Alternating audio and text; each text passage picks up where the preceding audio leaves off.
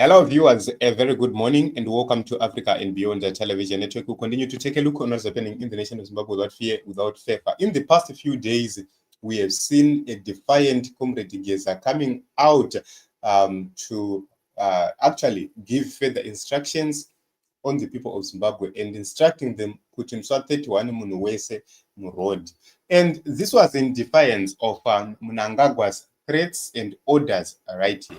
We will not stop our development plans and programs because of the noise from some little boys.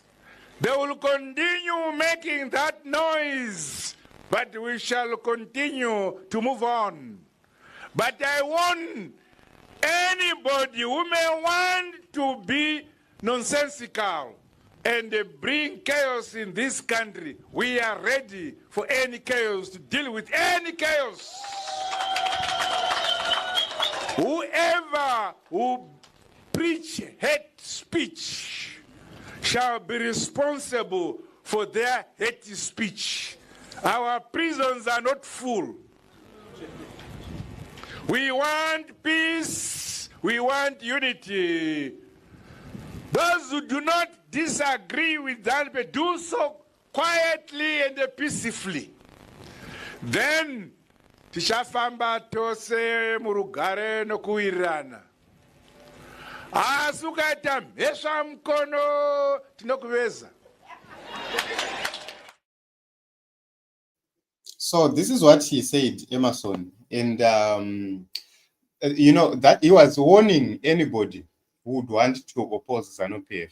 And when you look at this statement itself, he talked about disagreeing with ZANU-PF quietly and peacefully. How do you disagree quietly?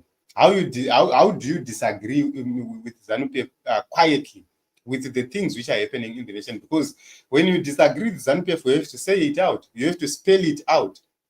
So by trying to create a country where people are not allowed to talk, where people, if you talk, you get abducted, beaten, arrested, it becomes a problem. It can't be a country which only think every criticizer must be put in jail. And he's talking about prisons are not full. Yes, they're not full. Prisons are not full according to you. But if you go to the prisons today, they will tell you that they are full already. They are actually over the capacity. Saga, that warning must be to politicians to say prisons are not full for politicians, because you within ZANU-PF, you are going to Chikurubi very, very soon. You will flood Chikurubi, the weakness, all these top people. You will flood Chikurubi. So it doesn't matter. You might kill us. You might have machinery to arrest us. You might have machinery to harm us. But you will not escape what is coming after you. So this is a warning which he gave. And after giving this economy, this warning in this economy which is dead, Comrade Geza comes and he says, Munu we send down Macham Road. How are they going to stop it? Up to this day, 48 hours later, they have not issued a press conference from ZANU-PF. He has not organized a Politburo within ZANU-PF. Why? It's because he knows that what is coming after him. He's scared. So only a man who is scared is a man who always threatens others. When you are not scared, you don't threaten others. And we are glad that Comrade Geza is actually standing strong and firm. So we do not care about whatever which is going to happen next, but what we care about is that the truth has been told. And they've proven that this regime is very, very scared. Yes, they are scared. So how do you refer others as little boys? No matter the disagreements, you refer others as little boys. What if they refer to you as a little man? How are you going to feel? You get angry, you threaten them, people get arrested for insulting the president. But it's you who start. So respect, it starts from the top going downwards. You teach people respect yourself as a leader. The moment you start to respect others, they will respect you back in return. Then what are you ready for? Comrade Geza gave a signal. You are ready for Blessed Mnangagwa. You are ready for us who do not have guns, who do not have anything. And go to Comrade Geza now. He gave you, he warned you, and he said, you know where he is. Come touch me. You can't do that. Even these CIOs who will be watching us, who will be looking for us, say, you using state resources, wasting state resources and money. Kuchagano, asina pfuti, asina chawainacho. Atina kana even anything to defend ourselves except mics. You are busy looking for us. You are busy investing all everything you have to look after journalists, to arrest journalists, to hound journalists. Comrade Geza is in Harare, and you know where he is. You know where Comrade Geza is in Harare. Journalists, majority of journalists in Zimbabwe, they know where Comrade Geza is because they have some sources. Iwewe Pachako, you know too, because if the journalists have sources and those sources are coming from the security clusters, it means you know too where he is, but you can't go there. You know everybody who is working with Comrade Geza, but you can't go and confront them because they have the same equipment like what you have, the same machinery like what you have. So the only option you have is poisoning them. And when you can't poison them, then you know the truth. So go and fight the allegations raised against you by Comrade Geza. Why are you not having a press conference yourself to clear yourself, to say, no, I didn't participate in the killing of the generals. I didn't participate in the poisoning of the generals. I didn't participate in the killing of Chitepo and the Mijurus. Why can't you come up clean, defend yourself, do a State of the Nation address as the responsible president? Why can't you do that? Why? It's because you know these comrades tomorrow will come with some evidence and say, no, you cannot deny it. Here is the evidence. That Fiona still exists up to this day. So we are sick and tired of living in a country where threats are being issued, prisons are not full, unity and peace. How do you achieve unity when you have destroyed those who oppose you? You have destroyed the opposition. You have arrested those who oppose you. You have arrested journalists for doing their jobs. You have silenced everyone. So how do you expect peace and unity in a country where Gananda are stealing from us and then distribute cars to just a few people? How do you reconcile with that? I have been watching you people buying bicycles for our veterans, Madara Achembera. You buy them bicycles. At the same time where varakashi vasina chavakamboita contribution kunyika in any way, vari kupiwa maBenz, vari kupiwa maD4D, vari kupiwa masalaries. What have they done? Only to tweet in support of you. Kuti pamberi ne2030 vakutopiwa motikari. Kungonoshuta kavideo kakanzi 2030 akutopiwa motikari. That is the kind of culture which this man created.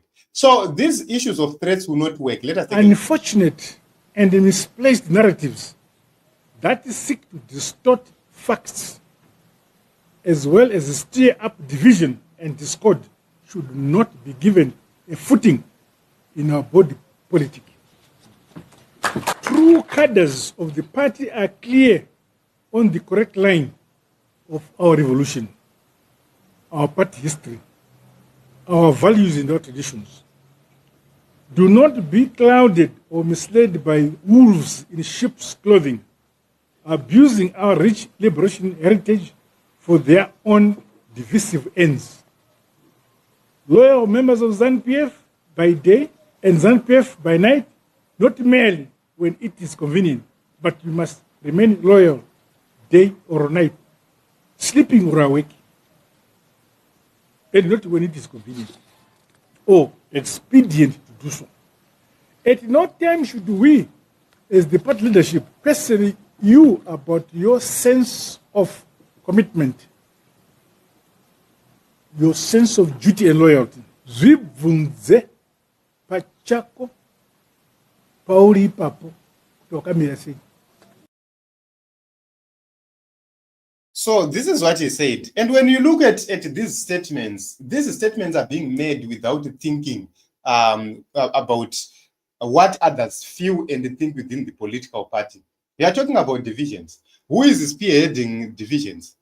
Anybody who is spearheading 2030 is the one who is actually promoting divisions within ZANU-PF. Because the moment you are not 2030, kune vamwe vanga vakatarisira kuti 2028 tichaenda kucongress pamwe tigoelectwa kuti tigopinda. It's not about Chiwenga only. It's about several ZANU-PF people who feel kuti they have the capacity. Vanga vachida kuti pana 2030 you go to the congress. Maenda congress vo kombita iwe kana candidate yaunoda ikawina ndizvozvo yavanodawo ikawina ndizvozvo. But you have removed that because of your 2030 stance where you want to amend the constitution to avoid the Congress. So who is going to accept that nonsense? That is being divisive. Then what are the facts? The facts are clear. You have to go to Congress, a new leader must be elected, but you have distorted those facts yourself and your team. And the Garways, they've never been charged, the Mudas and everyone else, they've never been charged. They are the untouchables. And then, are you telling us that people must be accepting facts about Chivayo? Chivayo, who is Chivayo? A crook. Who is Chivayo? A man with no records of entrepreneurship. Anyway, but he's a multi-millionaire. Why? Because it's a tenderpreneurship game. Yamurugutamba. Then, who are these true cadres of the party? Because true cadres of the party, vanotedzera nzira dzemasoja dzekuzvibata nadzo. And tikazvitarisa zvinonzi you have to shun corruption. Even P.V. Sibanda at a certain point in time stated clearly that after the liberation struggle, some of us deviated from the Nzira Soja, which was a law which governed the guerrillas in the struggle. And all of you have deviated from Nzira Soja. That is the reason why you have acquired wealth for yourselves and the people continue to suffer. Then party history, what party history are you talking about? Because the history which is lingering on ZANU-PF now, we go back to 2018 where people were shot in the streets. We go back to 2019 where people were shot in the streets. The rigging of elections, the abductions of people like Pastor Messiah, the destruction of the opposition. That is the history we can talk of. We can talk of the violence which happened in 2008. We can talk of Muramba China, which happened in 2005. We can talk of violent land grabs, which happened in 2000. We can talk of the destruction of the economy through the adoption of ISAP. We can talk of the policies which we have implemented as a government going back. We can talk about the Gukura Hundi period, the Gukura Hundi era. That is the history of ZANU-PF. So that can't be a liberation heritage. You cannot say our liberation heritage. It can't be a heritage of Gukura Hundi. It can't be a heritage of long sleeve and short sleeve. That is what we know ZANU-PF for. We were not there during the war, but we have seen the face of ZANU-PF in our lifetime. Our brothers saw what happened during the Gukura Hundi.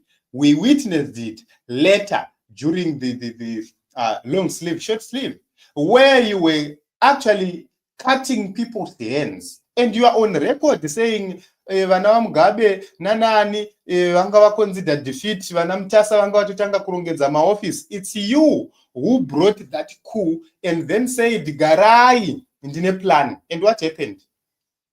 That is the legacy of ZANU-PF. That is the liberation heritage you are talking about.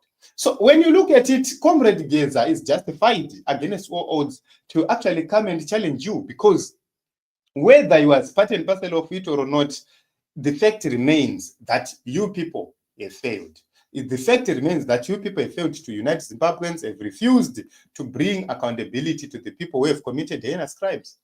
So this is it, Team Zimbabwe. Thank you very much, everyone. My brother Mbire, a very good morning. Yes, good morning, champions. Love more. Thank you very much as well for this contribution. So I love you all who continue to speak truth to power without fear, without favor. In conclusion, the warning which was given has been ignored by Comrade Geza. He continues to be in Harare